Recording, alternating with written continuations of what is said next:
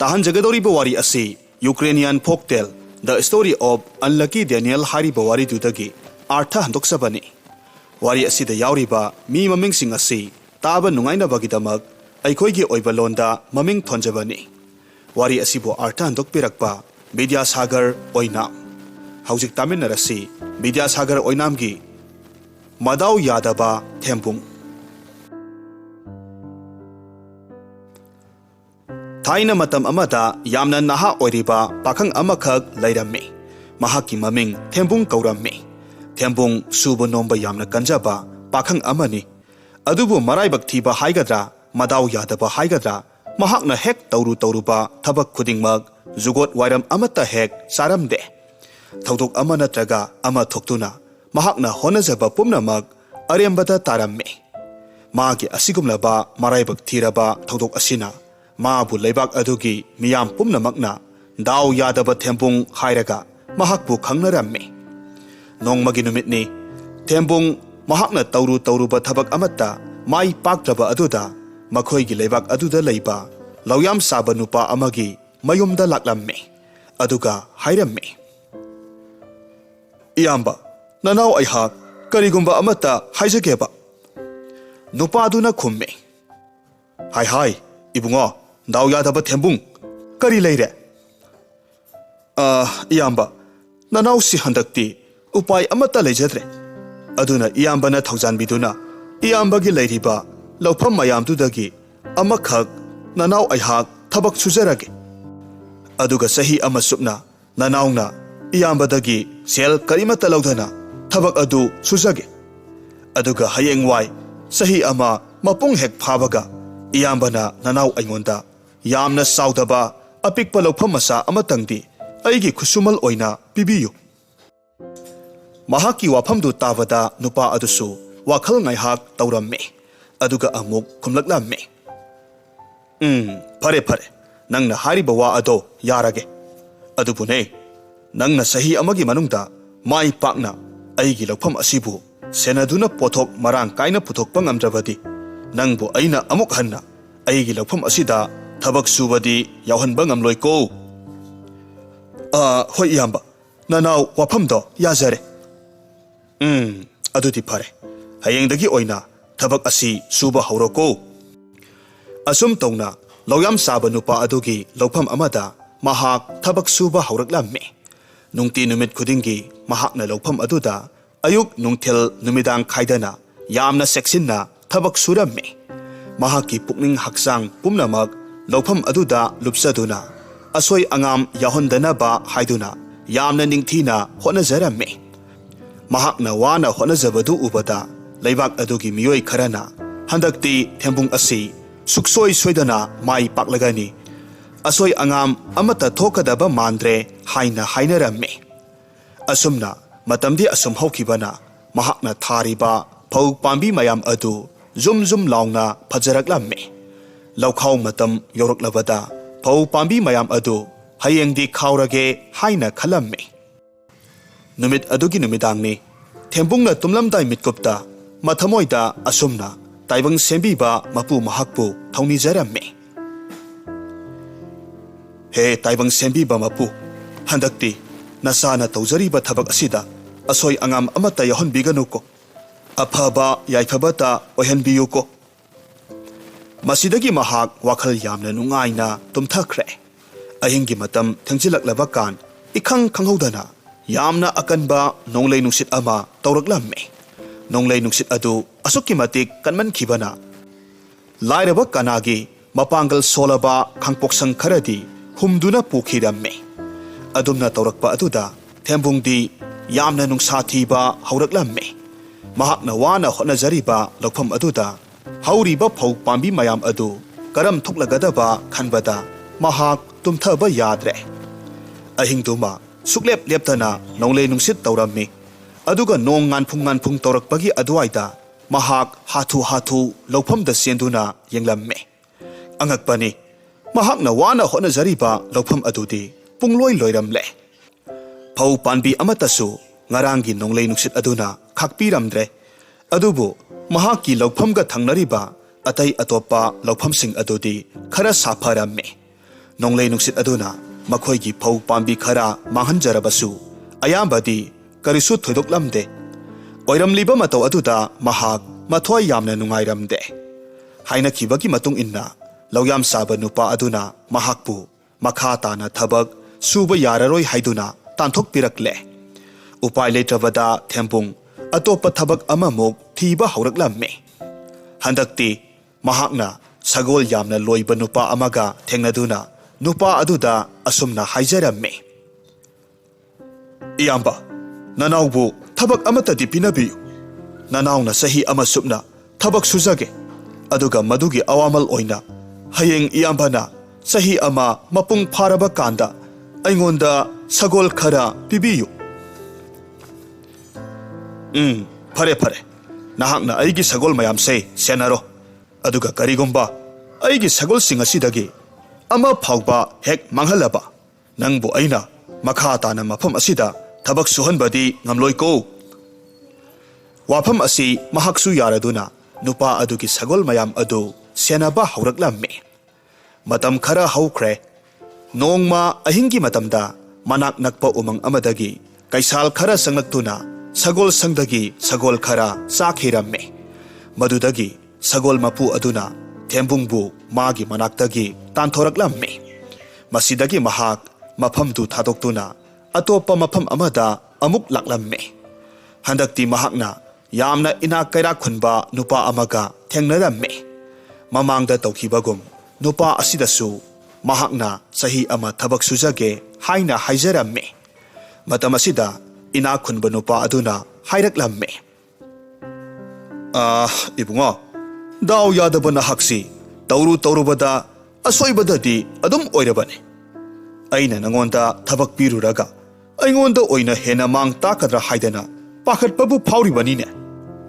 अदुबु येंगो नंगी उपाय लेजद्रबा मतौ अदु उबदा अमुकसु हेक नंगबु थबक पिरोय हाइबसे ngamdrene hei फरे फरे येंगो तु अइगी सुमांग मयाई असिमक्तदा लैरिबा असौबा नुंजाउसे मसी उब्रा मसीगी नुंजाउसी असंबा नुंजाउ नत्ते यामना तांगबा मनी मुक्तागुंबा नुंजाउ अमनि मसीगी नुंजाउसे कना अमतना अइगी सुमांग असिदगी इंथोकपा ngamdana ngasi phawba lairakliबane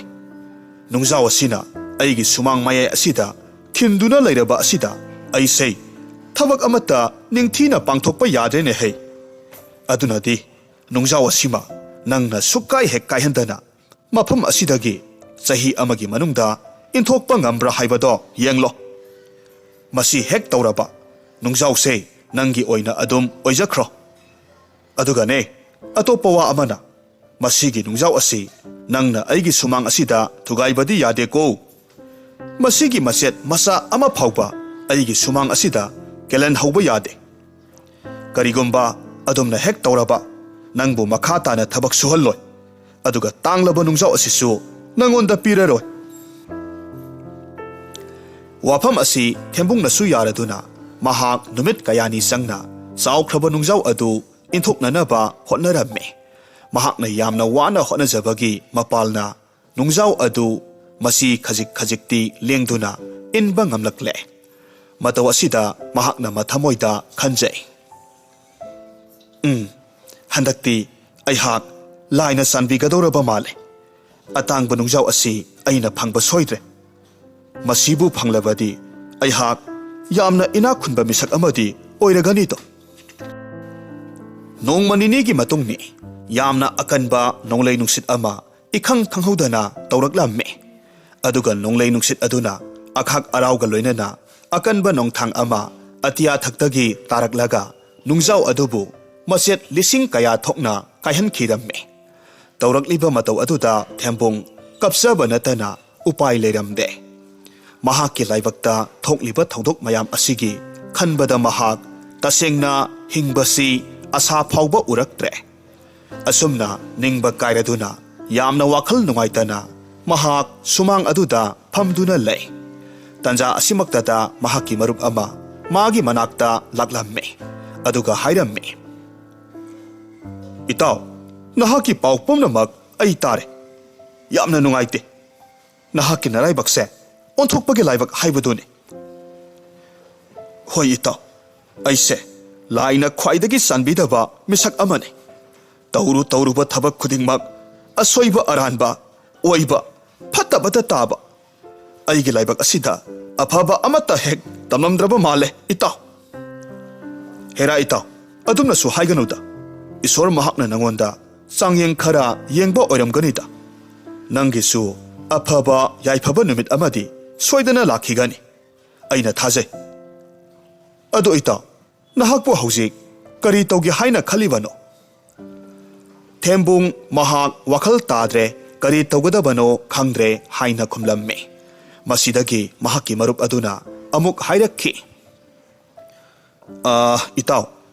ꯑꯩꯕꯨ ꯍꯥꯏꯖꯧ ꯍꯥꯏꯔꯕꯗꯤ ꯅꯍꯥꯛ ꯑꯩꯈꯣꯏꯒꯤ ꯂꯩꯕꯥꯛ ꯑꯁꯤꯒꯤ ꯏꯅꯤꯡꯊꯧꯒꯤ ꯃꯅꯥꯛꯇ ꯑꯣꯏꯅ ꯆꯠꯍꯟꯅꯤꯡꯉꯤ꯫ ꯃꯍꯥꯛꯇꯤ ꯑꯩꯈꯣꯏ ꯄꯨꯝꯅꯃꯛꯀꯤ ꯃꯄꯤ ꯃꯄꯥꯅꯤ꯫ ꯑꯗꯨꯅ ꯅꯍꯥꯛꯀꯤ ꯗꯥꯎ ꯌꯥꯗꯕ ꯇꯧꯔꯨꯕ ꯄꯨꯝꯅꯃꯛꯇ ꯑꯁꯣꯏꯕ ꯑꯣꯏꯕꯒꯤ ꯋꯥꯔꯤ ꯄꯨꯝꯅꯃꯛꯇꯣ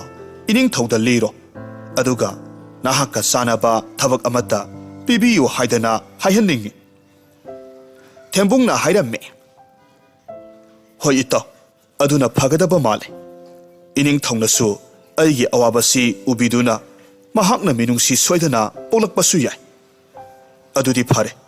ꯑꯩ ꯃꯇꯝ ꯃꯥꯡꯍꯜꯂꯔꯣꯏ꯫ ꯍꯌꯦꯡ ꯅꯣꯡ ꯍꯦꯛ ꯉꯥꯟꯕꯒ ꯑꯩ ꯁꯅꯥ ꯀꯣꯅꯨꯡꯗ ꯀꯥꯔꯒꯦ꯫ ꯑꯁꯨꯝ ꯇꯧꯅ ꯃꯊꯪꯒꯤ ꯅꯨꯃꯤꯠꯇ ꯃꯍꯥꯛ ꯁꯅꯥ ꯀꯣꯅꯨꯡ ꯀꯥꯔꯛꯂꯝꯃꯤ꯫ ꯀꯣꯅꯨꯡꯒꯤ ꯊꯧꯉꯥꯛꯄꯁꯤꯡ ꯑꯗꯨꯗ ꯅꯤꯡꯊꯤꯅ ꯍꯥꯏꯖꯔꯕꯗ ꯃꯈꯣꯏꯅꯁꯨ ꯀꯣꯅꯨꯡ ꯑꯗꯨꯗ ꯆꯪꯍꯟꯕꯤꯔꯛꯇꯨꯅ ꯂꯩꯕꯥꯛ ꯅꯤꯡꯊꯧꯒ ꯎꯅꯔꯝꯃꯤ꯫ ꯃꯈꯣꯏꯒꯤ ꯂꯩꯕꯥꯛ ꯑꯁꯤꯗ ꯅꯤꯡꯊꯧ ꯑꯣꯏꯅ ꯄꯥꯜꯂꯤꯕ ꯅꯨꯄꯥ ꯑꯁꯤ ꯅꯤꯡꯊꯧ ꯁꯂꯥꯏꯔꯦꯜꯅꯤ꯫ ꯃꯍꯥꯛꯅ ꯊꯦꯝꯕꯨꯡꯒꯤ ꯋꯥꯔꯤ ꯄꯨꯝꯅꯃꯛ ꯇꯥꯔꯕ ꯃꯇꯨꯡꯗ ꯅꯤꯡꯊꯧꯅ ꯍꯥꯏꯔꯛꯈꯤ, ꯅꯍꯥꯛꯁꯤ ꯑꯣꯟꯊꯣꯛꯅ ꯅꯗꯥꯎ ꯌꯥꯗꯕ ꯅꯨꯄꯥ ꯑꯃ ꯑꯣꯏꯕꯖꯥꯠꯅꯤꯀꯣ꯫ ꯐꯔꯦ ꯐꯔꯦ, ꯉꯁꯤꯗꯒꯤꯗꯤ ꯑꯩꯒꯤ ꯀꯣꯅꯨꯡ ꯑꯁꯤꯗ ꯑꯩꯒꯤ ꯄꯥꯀꯣꯜꯂꯣꯏ ꯑꯣꯏꯅ ꯊꯕꯛ ꯇꯧꯔꯣꯀꯣ꯫ ꯊꯦꯝꯕꯨꯡꯅ ꯈꯨꯝꯃꯤ, ꯐꯒꯅꯤ ꯏꯅꯤꯡꯊꯧ, ꯅꯅꯥꯏ ꯑꯩꯍꯥꯛ ꯏꯅꯤꯡꯊꯧꯒꯤ ꯃꯥꯏ ꯆꯣꯞꯇꯅꯕ ꯍꯣꯠꯅꯖꯒꯦ꯫ ꯍꯥꯏꯔꯤꯕ ꯅꯨꯃꯤꯠ ꯑꯗꯨꯗꯒꯤ ꯃꯍꯥꯛ ꯀꯣꯅꯨꯡ ꯑꯗꯨꯗ ꯂꯩꯗꯨꯅ ꯅꯤꯡꯊꯧꯒꯤ ꯊꯕꯛ ꯇꯧꯔꯝꯃꯤ꯫ ꯑꯗꯨꯕꯨ ꯃꯇꯝ ꯑꯁꯤ ꯐꯥꯎꯕꯗ ꯃꯍꯥꯛꯅ ꯇꯧꯔꯨꯕ ꯊꯕꯛ ꯈꯨꯗꯤꯡ ꯑꯁꯣꯏꯕ ꯑꯌꯦꯠꯄꯗ ꯑꯗꯨꯝ ꯑꯣꯏꯔꯝꯃꯤ꯫ ꯃꯥꯒꯤ ꯃꯇꯧ ꯑꯗꯨꯗ ꯅꯤꯡꯊꯧ ꯑꯗꯨ ꯇꯁꯦꯡꯅ ꯃꯊꯥ ꯁꯥꯔꯛꯂꯝꯃꯤ꯫ ꯎꯄꯥꯏ ꯂꯩꯖꯗ꯭ꯔꯕ ꯃꯍꯥꯛꯄꯨ ꯀꯣꯅꯨꯡ ꯑꯗꯨꯗꯒꯤ ꯍꯦꯛꯇꯃꯛ ꯇꯥꯟꯊꯣꯛꯈꯤꯕꯁꯨ ꯉꯝꯂꯝꯗꯦ꯫ ꯃꯕꯨꯛꯆꯦꯜ ꯁꯦꯡꯕ ꯃꯤꯑꯣꯏ ꯑꯃꯗꯤ ꯑꯣꯏꯕꯅ ꯃꯍꯥꯛꯄꯨ ꯅꯤꯡꯊꯧꯅ ꯅꯨꯡꯁꯤꯕ ꯐꯥꯎꯔꯝꯃꯤ꯫ ꯃꯔꯝ ꯑꯗꯨꯅ ꯅꯣꯡꯃꯗꯤ ꯅꯤꯡꯊꯧꯅ ꯋꯥꯈꯜ ꯌꯥꯝꯅ ꯃꯨꯟꯅ ꯈꯜꯂꯕ ꯃꯇꯨꯡꯗ ꯊꯦꯝꯕꯨꯡꯗ ꯍꯥꯏꯔꯝꯃꯤ, ꯍꯥꯏ ꯅꯨꯄꯥ ꯌꯦꯡꯉꯣꯏ, ꯉꯁꯤꯗꯤ ꯑꯩ ꯅꯉꯣꯟꯗ ꯋꯥꯐꯝ ꯑꯃ ꯍꯥꯏꯒꯦ꯫ ꯅꯍꯥꯛꯁꯦ ꯗꯥꯎ ꯑꯁꯨꯛꯀꯤ ꯃꯇꯤꯛ ꯌꯥꯝꯅ ꯌꯥꯗꯕ ꯅꯨꯄꯥ ꯑꯃꯅꯤ ꯍꯥꯏꯕꯁꯦ ꯑꯩꯅ ꯈꯪꯂꯦ꯫ ꯅꯍꯥꯛꯅ ꯀꯣꯅꯨꯡ ꯑꯁꯤꯗ ꯂꯩꯔꯕ ꯐꯥꯎꯕꯗ ꯑꯁꯣꯏꯕ ꯑꯣꯏꯗꯨꯅ ꯑꯗꯨꯝ ꯂꯩꯔꯦ꯫ ꯑꯗꯨꯅꯗꯤ ꯉꯁꯤ ꯅꯉꯣꯟꯗ ꯑꯩ ꯆꯥꯡꯌꯦꯡ ꯑꯃ ꯌꯦꯡꯂꯒꯦ꯫ ꯑꯩꯍꯥꯛꯅ ꯑꯆꯧꯕ ꯈꯔꯨꯡ 3ꯈꯛ ꯅꯉꯣꯟꯗ ꯎꯠꯀꯅꯤ꯫ ꯈꯔꯨꯡ ꯑꯃꯒꯤ ꯃꯅꯨꯡꯗꯅ ꯁꯅꯥ ꯉꯥꯛꯇ ꯌꯥꯎꯕꯅꯤ,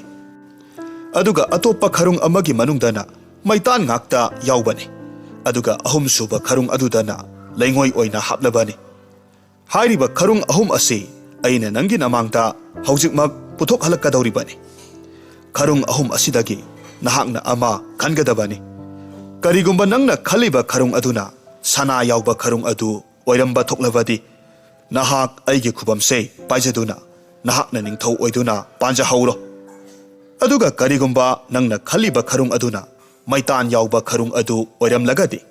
ꯅꯍꯥꯛ ꯌꯣꯠ ꯁꯨꯕ ꯅꯨꯄꯥ ꯑꯃ ꯑꯣꯏꯖꯔꯣ꯫ ꯃꯗꯨꯗ ꯆꯪꯒꯗꯕ ꯄꯣꯠꯂꯝ ꯆꯩꯔꯝ ꯄꯨꯝꯅꯃꯛ ꯑꯩꯅ ꯅꯉꯣꯟꯗ ꯋꯥꯠꯇꯅ ꯄꯤꯒꯅꯤ꯫ ꯑꯗꯨꯒ ꯀꯔꯤꯒꯨꯝꯕ ꯅꯍꯥꯛꯅ ꯈꯜꯂꯤꯕ ꯈꯔꯨꯡ ꯑꯗꯨꯅ ꯂꯩꯉꯣꯏ ꯌꯥꯎꯕ ꯈꯔꯨꯡ ꯑꯗꯨ ꯑꯣꯏꯔꯝꯕ ꯊꯣꯛꯂꯕꯗꯤ ꯅꯍꯥꯛ ꯈ꯭ꯋꯥꯏꯗꯒꯤ ꯗꯥꯎ ꯌꯥꯗꯕ ꯅꯨꯄꯥ ꯑꯃꯅꯤ꯫ ꯑꯗꯨꯅ ꯅꯍꯥꯛ ꯑꯩꯒꯤ ꯀꯣꯅꯨꯡ ꯑꯁꯤ ꯊꯥꯗꯣꯛꯇꯨꯅ ꯈꯨꯗꯛ ꯑꯁꯤꯗꯒꯤ ꯆꯠꯈꯤꯒꯗꯕꯅꯤ꯫ ꯑꯗꯨꯕꯨ ꯅꯪꯒꯤꯗꯃꯛ ꯑꯩꯅ ꯐꯖꯔꯕ ꯁꯒꯣꯜ ꯑꯃꯒ ꯅꯪꯒꯤ ꯈꯨꯠꯆꯨ ꯊꯥꯡꯂꯦꯟ ꯑꯃꯗꯤ ꯅꯪꯒꯤ ꯁꯥꯠꯐꯤ ꯂꯥꯟꯐꯤ ꯐꯤꯖꯣꯜ ꯑꯃꯒ ꯑꯩꯅ ꯅꯪꯒꯤꯗꯃꯛ ꯄꯤꯕꯤꯒꯅꯤ꯫ ꯃꯗꯨ ꯄꯨꯔꯒ ꯅꯍꯥꯛ ꯃꯐꯝꯁꯤ ꯊꯥꯗꯣꯛꯇꯨꯅ ꯅꯪꯒꯤ ꯅꯔꯥꯏꯕꯛ ꯌꯦꯡꯖꯈ꯭ꯔꯣ꯫ ꯑꯗꯨꯗꯤ ꯍꯥꯏꯔꯣ, ꯅꯍꯥꯛ ꯑꯩꯒꯤ ꯆꯥꯡꯌꯦꯡꯁꯤ ꯌꯥꯅꯤꯡꯂꯕ꯭ꯔꯥ? ꯍꯣꯏ ꯏꯅꯤꯡꯊꯧ, ꯅꯅꯥꯏ ꯑꯩꯍꯥꯛ ꯋꯥꯐꯝ ꯑꯗꯨ ꯌꯥꯖꯔꯦ꯫ ꯃꯁꯤꯗꯒꯤ ꯅꯤꯡꯊꯧꯅ ꯃꯅꯥꯏ ꯈꯔꯗ ꯑꯆꯧꯕ ꯈꯔꯨꯡ ꯑꯍꯨꯝ ꯑꯗꯨ ꯄꯨꯊꯣꯛꯍꯜꯂꯛꯂꯝꯃꯤ꯫ ꯊꯦꯝꯕꯨꯡꯁꯨ ꯃꯊꯃꯣꯏꯗ ꯂꯥꯏ ꯅꯤꯡꯗꯨꯅ ꯈꯔꯨꯡ ꯑꯍꯨꯝ ꯑꯗꯨꯗꯒꯤ ꯑꯃ ꯈꯜꯂꯝꯃꯤ꯫ ꯑꯗꯨꯒ ꯈꯔꯨꯡ ꯑꯗꯨꯕꯨ ꯊꯨꯒꯥꯏꯗꯨꯅ ꯌꯦꯡꯂꯨꯕ ꯃꯇꯝꯗꯗꯤ ꯂꯩꯉꯣꯏ ꯉꯥꯛꯇ ꯌꯥꯎꯔꯕ ꯈꯔꯨꯡ ꯑꯗꯨ ꯑꯣꯏꯔꯝꯂꯦ꯫ ꯃꯍꯥꯛꯅ ꯈꯟꯈꯤꯕ ꯑꯇꯣꯞꯄ ꯈꯔꯨꯡ ꯑꯅꯤ ꯑꯗꯨꯗ ꯌꯦꯡꯂꯨꯕ ꯃꯇꯝꯗꯗꯤ ꯅꯤꯡꯊꯧꯅ ꯍꯥꯏꯈꯤꯕꯒꯨꯝ ꯁꯅꯥ ꯑꯃꯗꯤ ꯃꯩꯇꯥꯟ ꯌꯥꯎꯔꯝꯂꯦ꯫ ꯃꯇꯧ ꯑꯁꯤꯗ ꯃꯍꯥꯛ ꯑꯁꯤ ꯇꯁꯦꯡꯅ ꯊꯋꯥꯏ ꯅꯨꯡꯉꯥꯏꯖꯔꯝꯗꯦ꯫ ꯃꯥꯒꯤ ꯂꯥꯏꯕꯛꯇ ꯑꯐꯕ ꯍꯥꯏꯕꯗꯨꯃ ꯑꯃꯨꯛ ꯂꯥꯛꯂꯔꯣꯏ ꯍꯥꯏꯅ ꯈꯟꯈ꯭ꯔꯦ꯫ ꯃꯁꯤꯗꯒꯤ ꯍꯥꯏꯅꯈꯤꯕꯒꯤ ꯃꯇꯨꯡ ꯏꯟꯅ ꯅꯤꯡꯊꯧ ꯁꯂꯥꯏꯔꯦꯜꯅ ꯃꯍꯥꯛꯀꯤꯗꯃꯛ ꯐꯖꯔꯕ ꯁꯒꯣꯜ ꯑꯃꯒ ꯈꯨꯠꯆꯨ ꯊꯥꯡꯂꯦꯟ ꯑꯃꯗꯤ ꯑꯇꯩ ꯑꯇꯩ ꯁꯥꯐꯤ ꯂꯥꯟꯐꯤ ꯀꯌꯥꯁꯨ ꯄꯤꯕꯤꯗꯨꯅ ꯃꯍꯥꯛꯄꯨ ꯃꯐꯝ ꯑꯁꯤꯗꯒꯤ ꯊꯥꯗꯣꯛꯇꯨꯅ ꯆꯠꯈꯤꯅꯕ ꯌꯥꯊꯪ ꯇꯧꯔꯛꯈꯤ꯫ ꯊꯦꯝꯕꯨꯡꯁꯨ ꯎꯄꯥꯏ ꯂꯩꯇꯦ꯫ ꯁꯥꯐꯤ ꯂꯥꯟꯐꯤ ꯑꯗꯨ ꯁꯦꯠꯆꯤꯜꯂꯦ ꯑꯃꯗꯤ ꯃꯍꯥꯛꯀꯤ ꯈꯨꯠꯁꯨ ꯊꯥꯡꯂꯦꯟ ꯑꯗꯨ ꯊꯥꯡꯈꯨꯝꯗ ꯍꯥꯞꯆꯤꯟꯗꯨꯅ ꯃꯈ꯭ꯋꯥꯡꯗ ꯌꯥꯟꯁꯤꯜꯂꯤ꯫ ꯑꯗꯨꯒ ꯅꯤꯡꯊꯧꯅ ꯄꯤꯕ ꯐꯖꯔꯕ ꯁꯒꯣꯜ ꯑꯗꯨ ꯊꯧꯔꯒ ꯃꯐꯝ ꯑꯗꯨ ꯊꯥꯗꯣꯛꯇꯨꯅ ꯂꯥꯛꯂꯝꯃꯤ꯫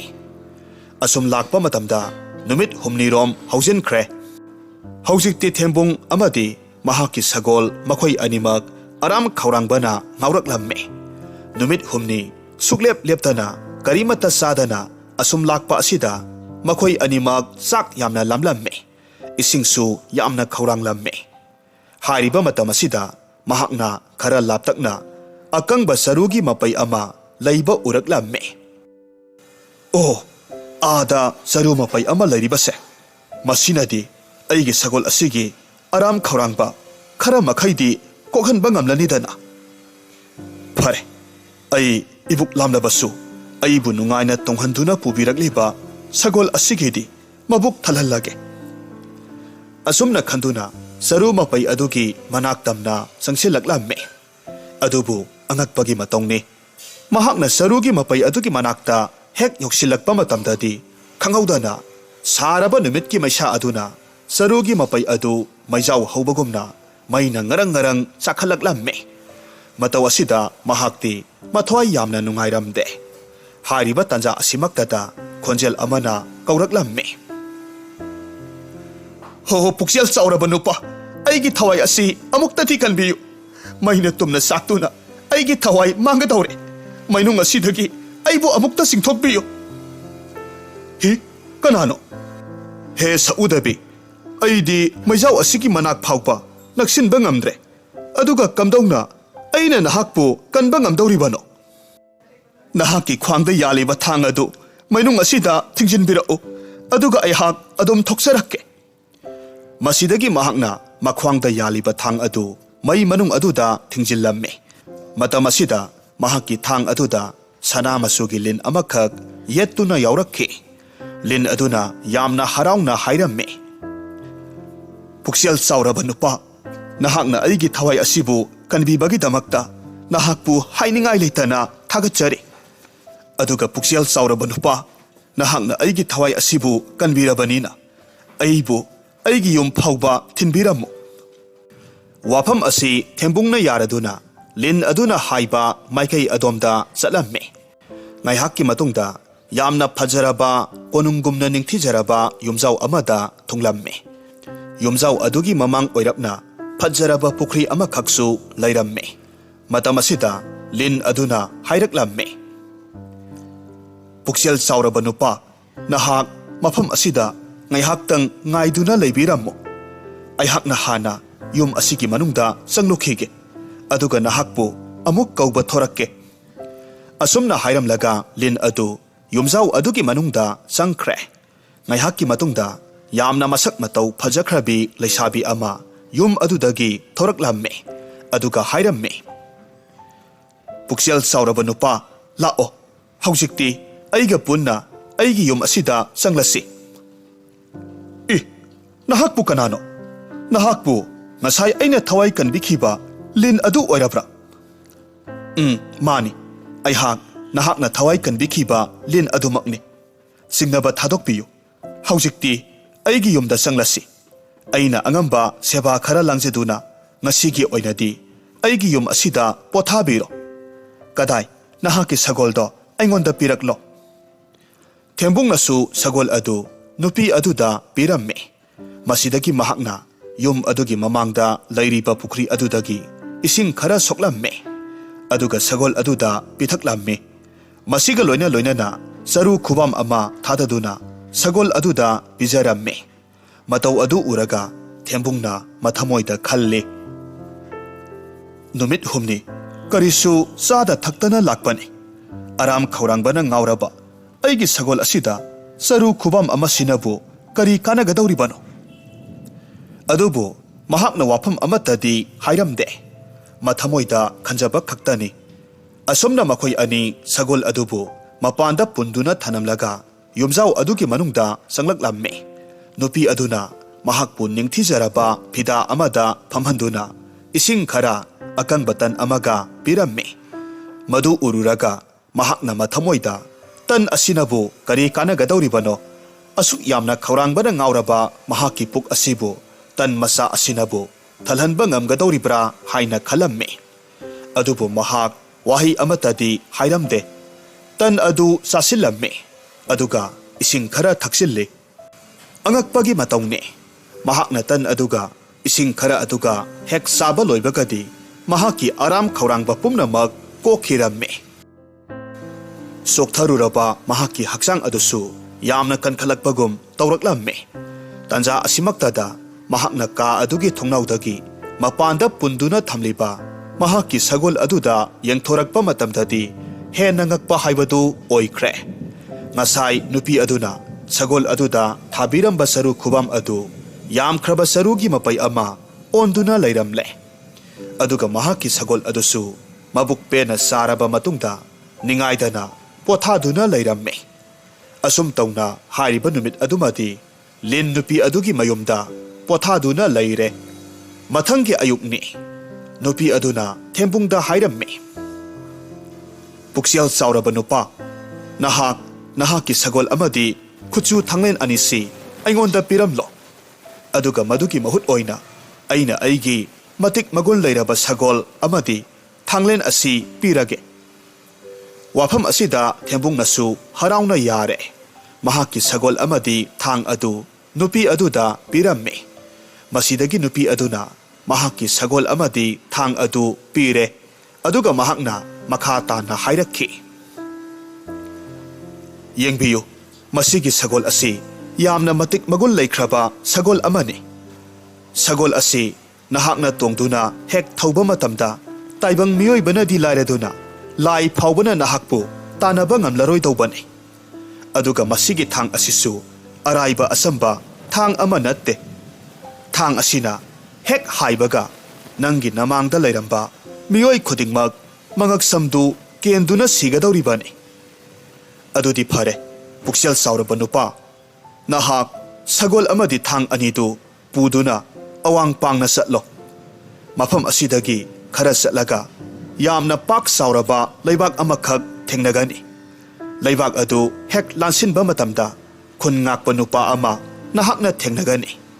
ꯅꯨꯄꯥ ꯑꯗꯨꯅ ꯅꯪꯕꯨ ꯍꯦꯛ ꯎꯕꯃꯛꯇꯗ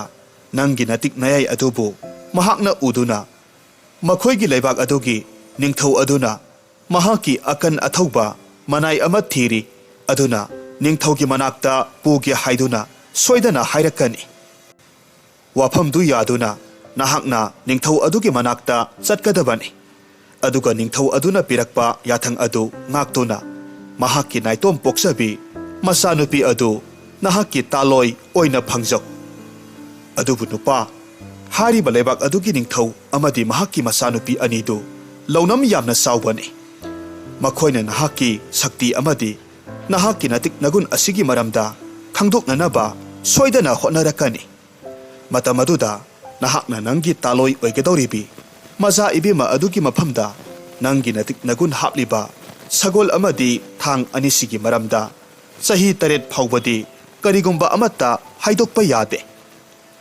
हयेंग कोना चही 8 मपुंग फारबा कान हाइदोकलबदी अकाइबा करिसु लैरोइदौरिबनी अदुदी फारे पुक्सेल चावरबा नुपा नहाकी नराइबक यंगजरुरो मसीदगी थेंबुंगसु हराउना नुपी अदुना पिरकपा सगोल अदु तोंगदुना मतिक मयाई लेरबा थांग अदु पाइरगा अवांग पांगना असुम लाकलम्मे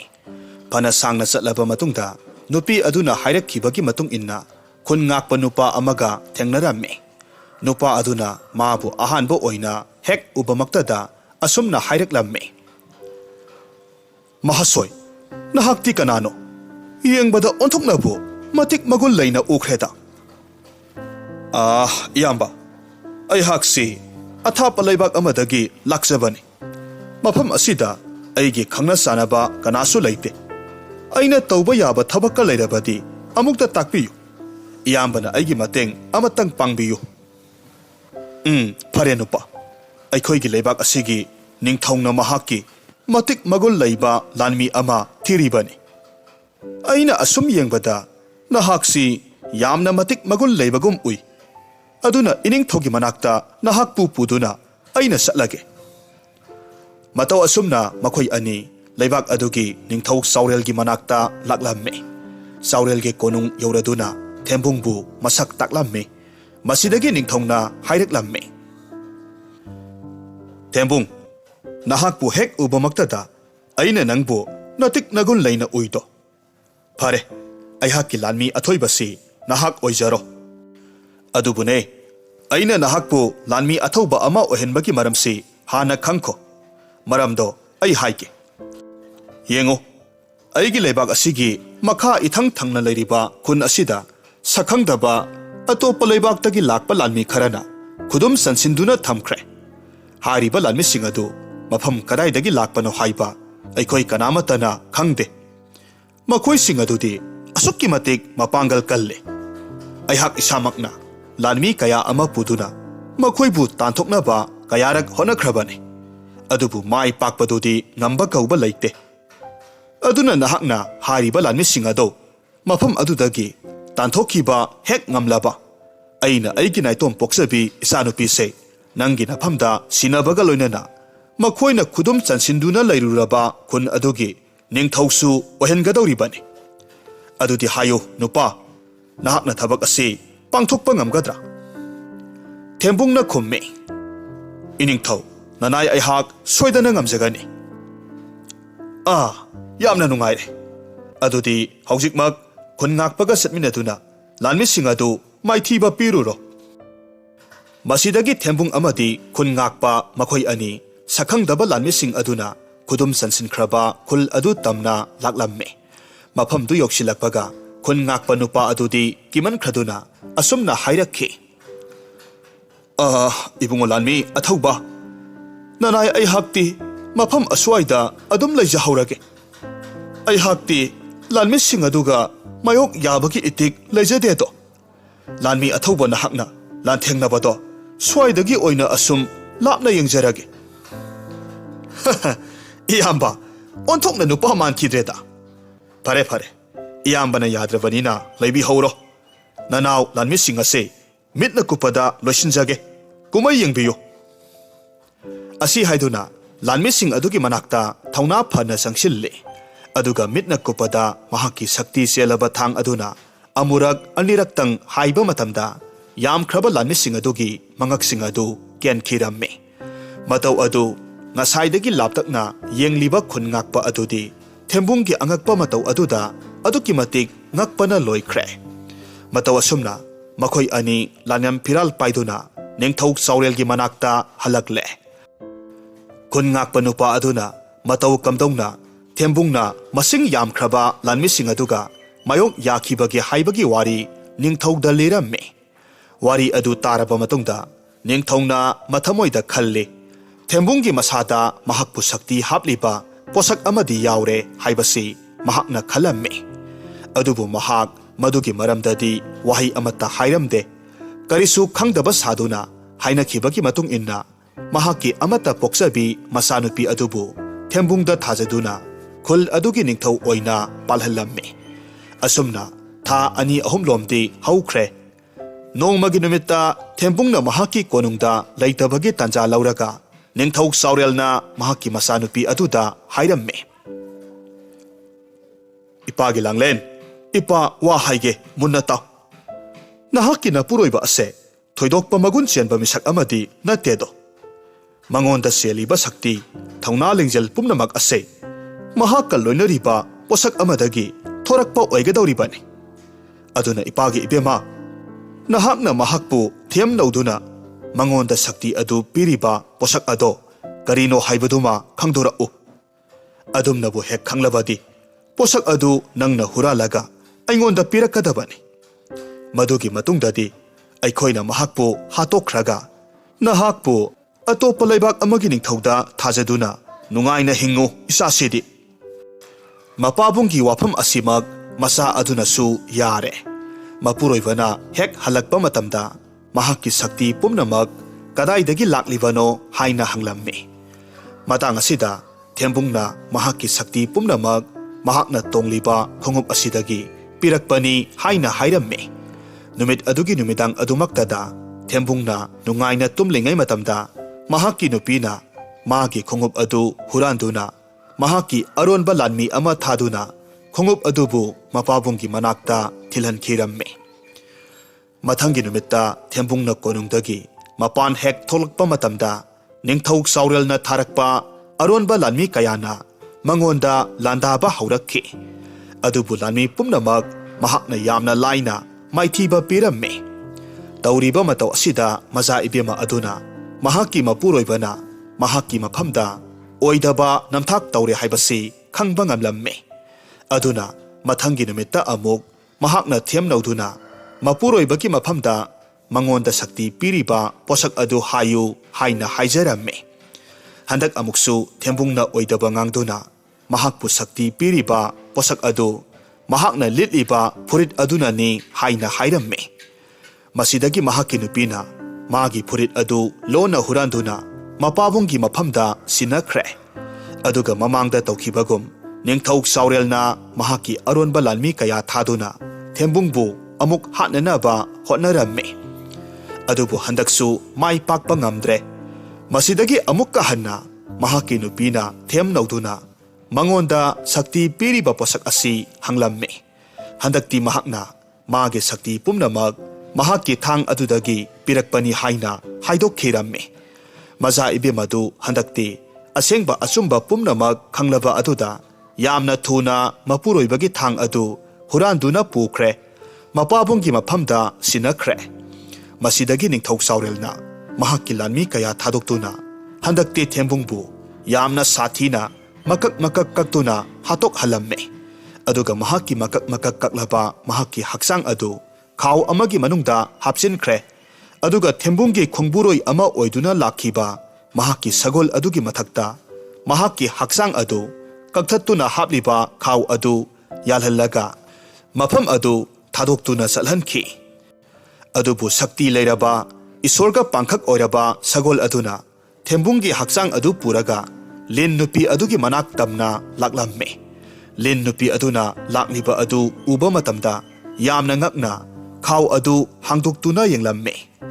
थेंबुंगी हक्सांगना मकक मकक कक्तुना खाव अदुदा यौरंबा अदुदा लिन नुपी अदुदी मथ्वाई यामना नुंगाइरमदे मसिंदा तपना सोंजरम्मे ओह थेंबुंग नहाक्सी ओंथोकना नदाव यादिदको मियामना दाव यादबा थेंबुंग हाइना हाइनरिबा अदुदी असुंबा ओइरेको फरे नहाकना अइगी थवाई असि कनबिखिबनी अदुना अइनसु नहाकी याइफनबा लंबी अमदी सिंदबा यादे असुमना हाइदुना महाकी युमगी सुमांगदा लैरिबा पुखरी अदुदगी इसिंग खजिक खजिक सोक्तुना मकक मकक कक्लबा थेंबुंगी हक्सांग अदुदा इसिंग अदु खिक्सिलम्मे अदुमना हेक तौखिबगदी थेंबुंगदु हानगुम अमुक हिंगलक्लम्मे महाकना लिन नुपी अदुकी मफमदा हाइनिंगाई लेतना थागतचरम्मे मसिदगी लिन नुपी अदुना मंगोंदा योली अमा पिरक्खि अदुगा महाकना तौगदबा थबक खुदिंगमक निंगथीना सिनबिरदुना थेंबुंगबु अमुक हन्ना साउरेलगी लैबाक्ता थारकलम्मे हंदकसु थेंबुंगना खुनंगाकपा नुपा अदुगा अमुक हन्ना थेंगनरम्मे नुपा अदुना महाकपु उबमक्तदा यामना ngaktuna अकीबा अमगा लोइनना मफम अदु थादोक्तुना सेनखिनबा होटनरम्मे मतम असिदा महाकना तपना हाइरम्मे इयाम्बा अमुक्ता ngaibiko अइहाक इयाम्बदा करिसु तौजरोय अइना हाइगदौरिबा वा असि अमुक्ता इयाम्बना याबियु अदु ओइबा तारबादी अइना इयाम्बगी थवाइबु सोइदना कनगनी इबुंगो करी वाफमनो अई तौजगे अदुबुने अईबुदी हाटपिगनुको इबुंगो नंगबु हाटखिबदा अईगी खुद सुयाव यावखिदबनी इयाम्बा ननाव पुमनमक खंगजे अदुनाने अईना नंगी ननाक्ता लाक्तुना अईगी मतेंग पांगु हारिबसे येंगबियु इयाम्बा मसीगी योली असिना अईगी ngaksam asida amukta punsinbiyu मधुदी करिगिनो योली असिना अईगी ngaksam asida हेक पुनसिनबगा अईसी यामना फजरबा सगोल अमा ओलक्कदौरिबनी मतमदुदा नहाकना अईबु कैथेलदा पुदुना योंथोकलुगदबनी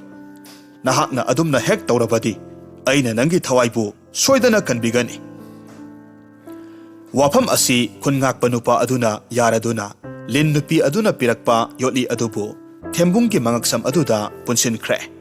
अदुमना हेक तौबगादी महाकी मसा अदु यामना फजरबा सगोल अमा ओंथोकखिरम्मे मसीदगी नुपा अदुना सगोल अदु कैथेलदा पुरगा सगोल योनबा नुपा अमाकी मफमदा योंथोकलमलगा महाक्ति थुना मफम अदुदगी सेनख्रे तांजा असिमक्तदा निंगथौ सावरेल कैथेल अदुबु यंगसिनबा ओइना मनाय मसल कयामरुमगा लोइनना लाक्लम्मे महाकना सगोल योनबा पोटफम अदुदा यामना फजरबा मतिक मंगाल लैना उरबा सगोल अमा योनदुना लैरंबा उरगा मथमोइदा यामना पाम्बा फावरम्मे मबुकनिंगदा महाकी नाइतोम पोक्सबी मसानुपी अदुगिदमक सगोल अदुबु लैबीरगे हाइना खनख्रे अदुना सगोल योलिबा नुपा अदुदा हंगलक्लम्मे नुपा नहाकी सगोल असिदी ओंथोकना फजख्रेदा मसीमदी अइंगोंदा पीदबा याद्रे है नंगी मतिक साबा ममल नहाकना अपाम्बदो मदुमक हायु अइना पीगनी यानी यानी इनिंगथौ अदुबु इनिंगथौ ममलदी खरा खजिक्तंगदी तांगिको होइने होइने नंगना अपाम्बदो मदुता हायु अइना पीगनी मसीदगी सगोल योलिबा नुपा अदुना सनागी सेलयेक तराखक सगोल अदुगी ममल ओइना पियो हाइरक्लम्मे निंगथौ चावरेलनसु हराउना सेलयेक खरा अदु पिरमलबा मतुंग सगोल अदु महाकी कोनुंग तमना पुरगा लाक्ले कोनुंग हेक यौबगा महाकना यामना हराउना मसानुपी अदु कौथोकलम्मे अदुगा महाकीदमक फजरबा सगोल असि लैरक्लिबनी हाइना हाइरम्मे अदुबु मजा इबेमा अदुदी मथमोइदा करी फाउरक्लबनो खंगदे सगोल अदु हेक उबा मतमदा असुमना हाइरक्खि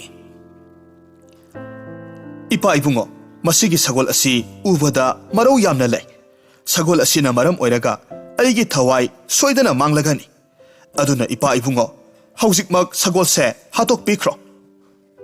निंगथौना हाइरम्मे फरे फरे इसागी थमोइना नुंगाइथबदी सगोल असि हातोख्रसे हाय हाय नखोई कना कना लै सगोल से सगोल संगदा ngasi फावबदी थमखो अदुगा हयेंग अयुक नोंगानबगा थांगना मंगक्सम कक्तुना हाटकदबनी असुमना सगोल अदु सगोल संगदा फाजिनदुना थमख्रे तंजा असिमक्तदा कोनुंगी थबक सुबी मनाई नुपी ममिंगना सिंथोई कौबी नुपी अमना सगोल अदुबु मसिनजाक थाबा लाक्लम्मे महाकना सगोल अदुदा नुंगसीना नानथबिरदुना असुमना हाइरम्मे ओह ओंथोकनसु नराइबक थिख्रेदाको सगोल नहाकसे असुक यामना फजबा असुक यामना मगुल लैबा नहाक असिबु फत्रबी मजा इबी मगी सराइदा थवाई मांगबा तारेदो अइना इतिक इगुल लैबा अथौबा मिसक अमा ओइरमलबदी नहाकी थवाई सोइदना कनबिरमगदबनी अदुबु अइहाक्ति कोनुंग असिगी मिनाई नुपी अमनी सगोल नहाकपु कनबगी इतिक लैत्रेदो असी हाइदुना सखेनबी नुपी अदु मपी ताना कपलम्मे हारिबा तंजा असिमक्तदा थेम्बुंगना ओलिबा सगोल अदुना तपना हाइरक्खि हे पुक्चल चावरबी सखेलबी नहाकी सेंगलबा थमोय अदु अइना मयक सेंगना खंगले नहाकना अइबु कनबा पामलबदी हयेंग निंगथौगी लानमीना अइगी ngak कक्तुना हाटपा मतमदा अइगी इखेंग अदु नहाकना सफु अमदा यासिल्लो अदुगा कोनुंगी लेकोल असिदा इखेंग अदु हाइजिल्लो अइगी इ अदुना हाइजिन खिबा मफम अदुमक्तदा अइहाक ꯐꯖꯔꯕ ꯍꯩꯈꯥ ꯄꯥꯝꯕꯤ ꯑꯃ ꯑꯣꯏꯅ ꯍꯧꯔꯛꯀꯦ꯫ ꯋꯥꯐꯝ ꯑꯁꯤ ꯁꯤꯟꯊꯣꯏꯅꯁꯨ ꯌꯥꯔꯦ꯫ ꯃꯊꯪꯒꯤ ꯅꯨꯃꯤꯠ ꯑꯗꯨꯗ ꯁꯒꯣꯜ ꯑꯗꯨꯕꯨ ꯍꯥꯠꯈꯤꯕ ꯃꯇꯝꯗ ꯇꯥꯔꯛꯈꯤꯕ ꯏꯈꯦꯡ ꯑꯗꯨ ꯃꯍꯥꯛꯅ ꯅꯤꯡꯊꯤꯅ ꯂꯧꯁꯤꯜꯂꯤ꯫ ꯃꯇꯨꯡꯗ ꯀꯣꯅꯨꯡꯒꯤ ꯂꯩꯀꯣꯜ ꯑꯗꯨꯒꯤ ꯃꯁꯤ ꯑꯃꯗ ꯍꯩꯖꯤꯜꯂꯝꯃꯤ꯫ ꯍꯥꯏꯕꯒ ꯇꯧꯕꯒ ꯆꯌꯣꯜ ꯑꯃꯒꯤ ꯃꯅꯨꯡꯗ ꯍꯩꯈꯥ ꯄꯥꯝꯕꯤ ꯑꯃ ꯃꯐꯝ ꯑꯗꯨꯃꯛꯇꯗ ꯍꯧꯔꯛꯂꯝꯃꯤ꯫ ꯃꯇꯝꯒꯤ ꯃꯇꯨꯡ ꯏꯟꯅ ꯍꯩꯈꯥ ꯄꯥꯝꯕꯤ ꯑꯗꯨ ꯅꯣꯡꯃ ꯅꯣꯡꯃꯒꯤ ꯍꯝ ꯍꯝ ꯆꯥꯎꯈꯠꯂꯛꯇꯨꯅ ꯃꯄꯨꯡ ꯃꯔꯩ ꯐꯥꯔꯦ꯫ ꯃꯇꯝ ꯑꯁꯤꯗ ꯑꯣꯟꯊꯣꯛꯅ ꯑꯉꯛꯄ ꯊꯧꯗꯣꯛ ꯑꯃ ꯊꯣꯛꯂꯔꯦ꯫ ꯍꯩꯈꯥ ꯄꯥꯝꯕꯤ ꯑꯗꯨꯗꯒꯤ ꯄꯥꯜꯂꯛꯂꯤꯕ ꯃꯍꯩ ꯃꯌꯥꯝ ꯑꯗꯨ ꯑꯃꯒ ꯑꯃꯒ ꯃꯆꯨ ꯑꯃꯠꯇ ꯃꯥꯟꯅꯔꯝꯗꯦ꯫ ꯍꯩꯈꯥ ꯑꯃꯅ ꯁꯅꯥ ꯃꯆꯨ ꯑꯣꯏ, ꯑꯇꯣꯞꯄ ꯑꯃꯅ ꯂꯨꯄꯥ ꯃꯆꯨꯒꯨꯝ, ꯑꯇꯣꯞꯄ ꯑꯃꯅ ꯃꯆꯨ ꯑꯃ ꯑꯣꯏꯗꯨꯅ ꯇꯣꯉꯥꯟ ꯇꯣꯉꯥꯟꯕ ꯃꯆꯨ ꯑꯣꯏꯔꯝꯃꯤ꯫ ꯅꯤꯡꯊꯧ ꯆꯥꯎꯔꯦꯜꯅ ꯍꯩꯈꯥ ꯄꯥꯝꯕꯤ ꯑꯗꯨ ꯎꯔꯒ ꯃꯊꯃꯣꯏꯗ ꯌꯥꯝꯅ ꯆꯥꯎꯊꯣꯛꯄ ꯐꯥꯎꯖꯔꯝꯃꯤ꯫ ꯃꯍꯥꯛꯅ ꯃꯈꯧ ꯄꯣꯡꯅ ꯍꯥꯏꯖꯩ ꯃꯗꯨꯗꯤ ꯂꯩꯕꯥꯛ ꯑꯁꯤ ꯈꯛꯇꯗ ꯅꯠꯇꯅ ꯃꯥꯂꯦꯝ ꯁꯤꯟꯕ ꯊꯨꯡꯅ ꯊꯤꯔꯕꯁꯨ ꯃꯍꯥꯛꯀꯤ ꯑꯉꯛꯄ ꯍꯩꯈꯥ ꯄꯥꯝꯕꯤ ꯑꯁꯤꯒꯨꯝꯕꯗꯤ ꯊꯤꯕ ꯐꯪꯂꯣꯏ꯫ ꯑꯗꯨꯕꯨ ꯃꯆꯥ ꯏꯕꯦꯝꯃꯅꯗꯤ ꯍꯩꯈꯥ ꯄꯥꯝꯕꯤ ꯑꯁꯤ ꯎꯔꯒ ꯃꯃꯥꯡꯗ ꯍꯥꯏꯈꯤꯕ ꯑꯗꯨꯒꯨꯝꯅ ꯃꯄꯥꯕꯨꯡꯒꯤ ꯃꯐꯝꯗ ꯍꯩꯈꯥ ꯄꯥꯝꯕꯤ ꯑꯁꯤꯅ ꯃꯔꯝ ꯑꯣꯏꯔꯒ ꯃꯍꯥꯛꯀꯤ ꯊꯋꯥꯏ ꯃꯥꯡꯒꯅꯤ ꯍꯥꯏꯅ ꯍꯥꯏꯖꯔꯝꯃꯤ꯫ ꯋꯥꯐꯝꯁꯤ ꯇꯥꯔꯕ ꯃꯇꯨꯡꯗ ꯃꯄꯥ ꯅꯤꯡꯊꯧꯅ ꯃꯊꯪꯒꯤ ꯅꯨꯃꯤꯠꯇ ꯍꯩꯈꯥ ꯄꯥꯝꯕꯤ ꯑꯁꯤꯕꯨ ꯁꯣꯏꯗꯅ ꯃꯔꯨ ꯐꯥꯎꯕ ꯌꯥꯎꯅ ꯐꯨꯛꯇꯣꯛꯇꯨꯅ ꯃꯥꯡꯍꯜꯂꯒꯦ ꯍꯥꯏꯅ ꯍꯥꯏꯔꯝꯃꯤ꯫ ꯃꯇꯝ ꯑꯁꯤꯗ ꯃꯅꯥꯏ ꯅꯨꯄꯤ ꯁꯤꯟꯊꯣꯏꯗꯤ ꯑꯁꯨꯛꯀꯤ ꯃꯇꯤꯛ ꯃꯊ꯭ꯋꯥꯏ ꯌꯥꯝꯅ ꯅꯨꯡꯉꯥꯏꯖꯔꯝꯗꯦ꯫ ꯃꯍꯥꯛꯅ ꯍꯩꯈꯥ ꯄꯥꯝꯕꯤ ꯑꯗꯨꯗ ꯏꯁꯤꯡ ꯆꯥꯏꯅ ꯆꯥꯏꯅ ꯃꯃꯤꯠꯇꯒꯤ ꯃꯄꯤ ꯁꯤꯟꯊꯗꯨꯅ ꯍꯥꯏꯔꯝꯃꯤ, "ꯍꯦ ꯅꯨꯡꯁꯤꯔꯕ ꯍꯩꯈꯥ ꯄꯥꯝꯕꯤ, ꯅꯍꯥꯛ ꯑꯩꯕꯨ ꯋꯥꯔꯧꯒꯅꯨꯀꯣ꯫ ꯑꯩꯅ ꯅꯍꯥꯛꯄꯨ ꯍꯟꯗꯛꯁꯨ ꯀꯟꯕ ꯉꯝꯂꯣꯏꯗꯧꯔꯦ"꯫ ꯃꯁꯤꯗꯒꯤ ꯍꯩꯈꯥ ꯄꯥꯝꯕꯤ ꯑꯗꯨꯅ ꯇꯞꯅ ꯈꯨꯝꯂꯛꯈꯤ, "ꯄꯨꯛꯆꯦꯜ ꯆꯥꯎꯔꯕꯤ, ꯀꯞꯀꯅꯨ꯫ ꯍꯌꯦꯡ ꯃꯈꯣꯏꯅ ꯑꯩꯕꯨ ꯌꯥꯟꯊꯠꯄ ꯃꯇꯝꯗ ꯑꯩꯒꯤ ꯏꯀꯨ ꯃꯆꯦꯠ ꯑꯃ ꯐꯞꯇꯨꯅ ꯅꯍꯥꯛꯅ ꯀꯣꯅꯨꯡꯒꯤ ꯄꯨꯈ꯭ꯔꯤ ꯑꯁꯤꯗ ꯊꯥꯗꯈꯣ꯫ ꯑꯗꯨꯝꯅ ꯍꯦꯛ ꯇꯧꯕꯒ ꯑꯩꯍꯥꯛ ꯌꯥꯝꯅ ꯐꯖꯔꯕ ꯁꯅꯥ ꯃꯆꯨꯒꯤ ꯑꯆꯧꯕ ꯉꯥ ꯑꯃ ꯑꯣꯟꯊꯣꯔꯛꯀꯦ"꯫ ꯑꯁꯨꯝꯅ ꯃꯊꯪꯒꯤ ꯅꯨꯃꯤꯠ ꯑꯗꯨꯗ ꯍꯩꯈꯥ ꯄꯥꯝꯕꯤ ꯑꯗꯨ ꯌꯥꯟꯊꯠꯈꯤꯕ ꯃꯇꯝꯗ ꯁꯤꯟꯊꯣꯏꯅ ꯎꯀꯨ ꯑꯃ ꯐꯛꯂꯒ ꯀꯣꯅꯨꯡꯒꯤ ꯄꯨꯈ꯭ꯔꯤ ꯑꯗꯨꯗ ꯊꯥꯗꯔꯝꯃꯤ꯫ ꯍꯥꯏꯕꯒ ꯇꯧꯕꯒ ꯎꯀꯨ ꯃꯆꯦꯠ ꯑꯗꯨ ꯌꯥꯝꯅ ꯐꯖꯔꯕ ꯁꯅꯥ ꯃꯆꯨꯒꯤ ꯉꯥ ꯑꯃ ꯑꯣꯟꯊꯣꯔꯛꯂꯝꯃꯤ꯫ ꯃꯇꯧ ꯑꯗꯨ ꯎꯔꯒ ꯁꯤꯟꯊꯣꯏꯁꯨ ꯌꯥꯝꯅ ꯍꯔꯥꯎꯔꯝꯃꯤ꯫ ꯑꯁꯨꯝ ꯇꯧꯅ ꯅꯣꯡꯃ ꯅꯤꯅꯤ ꯍꯧꯈ꯭ꯔꯦ꯫ ꯅꯣꯡꯃꯒꯤ ꯅꯨꯃꯤꯠꯇ ꯅꯤꯡꯊꯧꯅ ꯃꯍꯥꯛꯅ ꯀꯣꯅꯨꯡ ꯑꯗꯨꯒꯤ ꯑꯀꯣꯏꯕꯗ ꯌꯦꯡꯂꯛꯄ ꯃꯇꯝꯗꯗꯤ ꯃꯍꯥꯛꯀꯤ ꯄꯨꯈ꯭ꯔꯤ ꯑꯗꯨꯗ ꯌꯥꯝꯅ ꯐꯖꯔꯕ ꯁꯅꯥ ꯃꯆꯨꯒꯤ ꯉꯥ ꯑꯃꯅ ꯏꯔꯣꯏꯗꯨꯅ ꯁꯥꯟꯅꯔꯝꯕ ꯎꯔꯛꯂꯝꯃꯤ꯫ ꯈꯨꯗꯛ ꯑꯗꯨꯗ ꯅꯤꯡꯊꯧ ꯑꯗꯨꯅ ꯃꯍꯥꯛꯀꯤ ꯐꯤꯖꯣꯜ ꯑꯃꯗꯤ ꯂꯨꯍꯨꯞ ꯑꯗꯨꯕꯨ ꯂꯧꯊꯣꯛꯂꯒ ꯄꯨꯈ꯭ꯔꯤ ꯑꯗꯨꯒꯤ ꯃꯄꯥꯜꯗ ꯊꯝꯂꯝꯃꯤ꯫ ꯑꯗꯨꯒ ꯃꯍꯥꯛ ꯃꯁꯥꯃꯛꯅ ꯉꯥ ꯑꯗꯨꯕꯨ ꯐꯥꯒꯦ ꯈꯟꯗꯨꯅ ꯄꯨꯈ꯭ꯔꯤ ꯑꯗꯨꯗ ꯀꯨꯝꯊꯔꯛꯂꯝꯃꯤ꯫ ꯃꯇꯝ ꯑꯁꯤꯗ ꯊꯦꯝꯕꯨꯡꯅ ꯑꯣꯜꯂꯤꯕ ꯉꯥ ꯑꯗꯨꯅ ꯃꯍꯥꯛ ꯄꯨꯈ꯭ꯔꯤ ꯑꯗꯨꯒꯤ ꯏꯔꯣꯜꯅꯨꯡꯗ ꯃꯍꯥꯛꯄꯨ ꯄꯨꯈ꯭ꯔꯤ ꯑꯗꯨꯒꯤ ꯏꯔꯣꯜꯅꯨꯡꯗ ꯑꯁꯨꯝ ꯑꯁꯨꯝ ꯄꯨꯊꯔꯛꯂꯝꯃꯤ꯫ ꯑꯗꯨꯒ ꯏꯁꯤꯡ ꯃꯅꯨꯡꯗ ꯍꯧꯕ ꯄꯥꯝꯕꯤ ꯑꯃꯒꯤ ꯃꯔꯨꯝꯗ ꯂꯨꯝꯗꯨꯅ ꯂꯩꯈ꯭ꯔꯦ꯫ ꯅꯤꯡꯊꯧ ꯑꯗꯨꯗꯤ ꯁꯅꯥꯒꯤ ꯉꯥ ꯑꯗꯨꯕꯨ ꯐꯥꯗꯕ ꯌꯥꯗꯦ ꯈꯟꯈꯤꯗꯨꯅ ꯀꯣꯏꯊꯤ ꯊꯤꯔꯝꯃꯤ꯫ ꯍꯥꯏꯔꯤꯕ ꯇꯟꯖꯥ ꯑꯁꯤꯒꯤ ꯈꯨꯗꯣꯡꯆꯥꯕ ꯂꯧꯔꯒ ꯃꯍꯥꯛꯅ ꯅꯤꯡꯊꯧ ꯑꯗꯨꯅ ꯎꯗ꯭ꯔꯤꯉꯩ ꯏꯔꯣꯜꯅꯨꯡꯗꯒꯤ ꯐꯥꯎꯒꯠꯂꯛꯇꯨꯅ ꯀꯪꯐꯥꯜꯗ ꯀꯥꯈꯠꯂꯛꯂꯝꯃꯤ꯫ ꯑꯗꯨꯒ ꯄꯨꯈ꯭ꯔꯤ ꯑꯗꯨꯗꯒꯤ ꯊꯣꯔꯛꯇꯨꯅ ꯉꯁꯥꯏ ꯅꯤꯡꯊꯧꯅ ꯊꯅꯝꯕ ꯂꯨꯍꯨꯞ ꯑꯗꯨ ꯃꯍꯥꯛꯀꯤ ꯃꯀꯣꯛꯇ ꯎꯞꯁꯤꯜꯂꯝꯃꯤ꯫ ꯑꯗꯨꯝꯅ ꯍꯦꯛ ꯇꯧꯈꯤꯕꯒꯗꯤ ꯁꯅꯥ ꯃꯆꯨꯒꯤ ꯉꯥ ꯑꯗꯨ ꯍꯥꯟꯅꯒꯤ ꯃꯇꯧꯒꯨꯝ ꯊꯦꯝꯕꯨꯡꯒꯤ ꯑꯁꯦꯡꯕ ꯁꯛꯇꯝꯗ ꯑꯣꯟꯊꯣꯔꯛꯂꯝꯃꯤ꯫ ꯃꯍꯥꯛꯅ ꯇꯥꯏꯕꯪ ꯃꯤꯑꯣꯏꯕ ꯍꯦꯛ ꯑꯣꯟꯈꯤꯕꯒꯗꯤ ꯑꯁꯣꯝꯗ ꯏꯔꯣꯜꯅꯨꯡꯗ ꯂꯩꯔꯤꯕ ꯅꯤꯡꯊꯧ ꯑꯗꯨꯅ ꯃꯍꯥꯛꯀꯤ ꯃꯍꯨꯠ ꯁꯤꯟꯗꯨꯅ ꯁꯅꯥ ꯃꯆꯨꯒꯤ ꯉꯥ ꯑꯣꯜꯂꯛꯂꯝꯃꯤ꯫ ꯃꯇꯧ ꯑꯁꯤꯗ ꯅꯤꯡꯊꯧ ꯑꯗꯨꯗꯤ ꯌꯥꯝꯅ ꯉꯛꯂꯝꯃꯤ꯫ ꯑꯗꯨꯒ ꯑꯀꯤꯕꯁꯨ ꯐꯥꯎꯔꯛꯂꯝꯃꯤ꯫ ꯌꯥꯝꯅ ꯊꯨꯅ ꯏꯔꯣꯜꯅꯨꯡꯗꯨꯗꯒꯤ ꯐꯥꯎꯒꯠꯂꯛꯂꯝꯃꯤ꯫ ꯑꯗꯨꯕꯨ ꯉꯁꯥꯏꯗꯒꯤ ꯃꯍꯥꯛꯅ ꯏꯔꯣꯜꯅꯨꯡꯗꯒꯤ ꯐꯥꯎꯒꯠꯂꯛꯄ ꯉꯥꯏꯗꯨꯅ ꯂꯩꯔꯤꯕ ꯊꯦꯝꯕꯨꯡꯅ ꯅꯤꯡꯊꯧ ꯑꯗꯨ ꯇꯥꯞ ꯐꯥꯈꯤꯗꯨꯅ ꯈꯨꯗꯛ ꯑꯗꯨꯗ ꯍꯥꯠꯇꯣꯛꯂꯝꯃꯤ꯫ ꯑꯁꯨꯝꯅ ꯍꯧꯖꯤꯛꯇꯤ ꯊꯦꯝꯕꯨꯡꯅ ꯅꯤꯡꯊꯧꯒꯤ ꯐꯤꯖꯣꯜ ꯑꯗꯨ ꯁꯦꯠꯆꯤꯜꯂꯒ ꯂꯨꯍꯨꯞ ꯑꯗꯨ ꯎꯞꯂꯒ ꯀꯣꯅꯨꯡ ꯃꯅꯨꯡꯗ ꯆꯪꯁꯤꯜꯂꯛꯂꯦ꯫ ꯀꯣꯅꯨꯡ ꯑꯗꯨꯗ ꯂꯩꯔꯝꯂꯤꯕ ꯂꯥꯟꯃꯤ ꯑꯉꯝ ꯑꯊꯧ ꯄꯨꯝꯅꯃꯛꯅ ꯍꯧꯖꯤꯛꯇꯤ ꯊꯦꯝꯕꯨꯡꯅ ꯅꯤꯡꯊꯧꯒꯤ ꯂꯨꯍꯨꯞ ꯑꯗꯨꯕꯨ ꯎꯞꯂꯕꯅꯤꯅ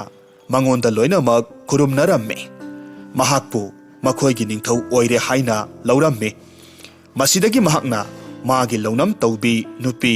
निंगथौ साउरेलगी मसानुपी अदुबु मख्वांगदा थौरी पुनसिल्लगा सगोल अमदा कोइचिंग सिंगदुना पुहल्लम्मे अदुमना तौरबा अदुदा नुपी अदुगी मसा पुंबा मतत मतत तत्तुना यामना फिबम थीना सिखिरम्मे मसिदगी महकना मागी मतेंग पांगबिखिबी मनाई नुपी सिंथोइबु मागी तालोई ओइना लौदुना महारानी फमथोल हापलदुना मखोई अनीना लैबाक अदु ngaktuna यामना हराउना नुंसी सानना नुंगाई याइफना हिंखिरम्मे मतौ असुमना दाव याजद्रबसु होनब कनबा असुमब चचब थेंबुंगसु महाकी लाइबक फबा हाइबदु लाक्तुना ममैददी नुंगाई याइफना पानखिरम्मे वारी असि नुंगाइबिरगदी लाइक तौबिरमु कमेंट तौबिरमु अदुगा चैनल असिदा नौना संबिरकपा ओइरगदी चैनल असिबु सब्सक्राइब तौबिरमु।